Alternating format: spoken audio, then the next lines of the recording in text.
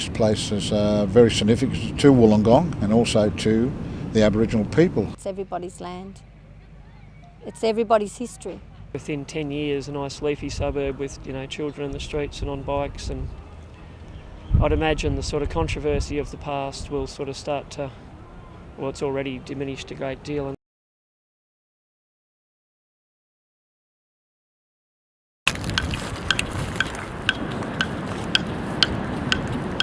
This is all through these dunes, right up to the top of there where they're building the houses now. I mean, here, look, here's another piece. Look at that beautiful piece, Dutch. Look. Yeah, that's beautiful. That's a beautiful piece, isn't it? See? It's all full of it right through here, and our councils are still not understanding our people, that it's about trying to save something for this country. See, chipping it, see? Where they chip it, look. Where do you do it? Just there, brother, just there. See, that's where they chip it.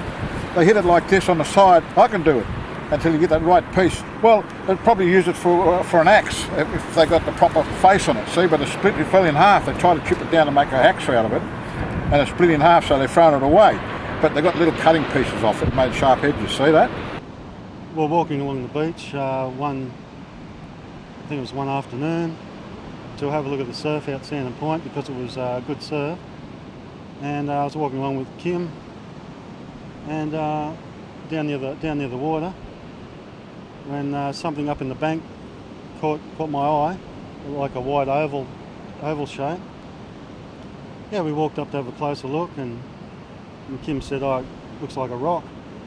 And we walked closer, and I said, "I think it might be a skull." And Kim scratched away at the front of the object and found eyebrows. I knew exactly what it was as soon as I found it. I knew it was a body. I knew it was. I had a very good idea. It was an Aboriginal body or an Aboriginal skull because of the location and the level it was at in the early 1970s after the big storms. I found a skull at that time as well. So there's more than. So there's at least two being in the sand dunes. The body came out of the ground right there. Right there. Yeah. Right here, because we set the tents up on top there, and we had 8 Aboriginal sites officers out here working with 2 archaeologists and a couple of support staff from National Parks.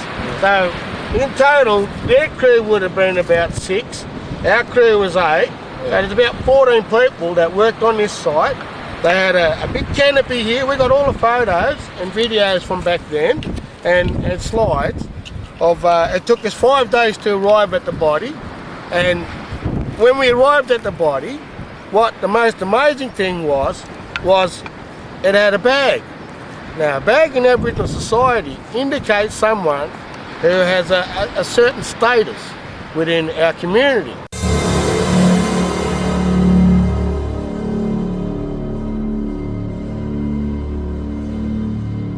Yeah, I was involved in the beginning when they first found that Aboriginal fella buried out there in the dunes out there, and they found him and they removed him, and they took him to the university to do more study on him, and they had him here long enough, so we wanted him back to bury him, give him a rightful burial. So which we did, and I was there to done the burial, and then ever since that, it's just got sort of out of hand with what's happening out there. Like, so he's one of our people. Like, there's not. He's not belong to everybody. He belongs to just one tribe. I mean, that's our tribe, the Laura people.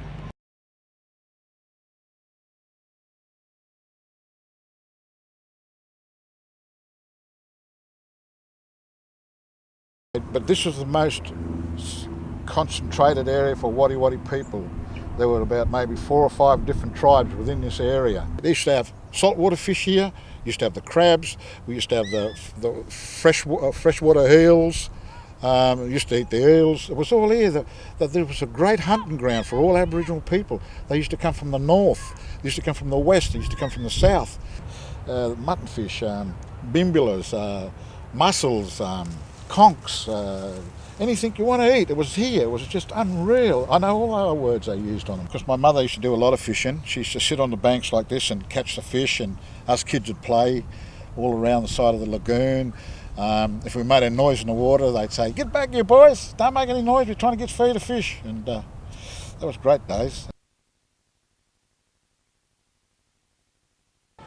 large number of people, of course, were against it, but some of those people have now bought land in here themselves, so it just goes to show how you can sort of have, a different opinion depending on your circumstances. I don't want to be provocative, but I don't feel I need to be silenced either. The picket's been there for 4 years, if you call it the picket line as opposed to the Aboriginal embassy.